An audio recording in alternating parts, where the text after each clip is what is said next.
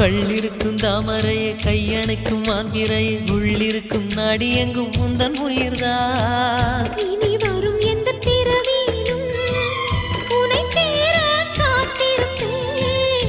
விழி மூடும் இமை போல விலகாமல் வாழ்ந்திருப்பேன்.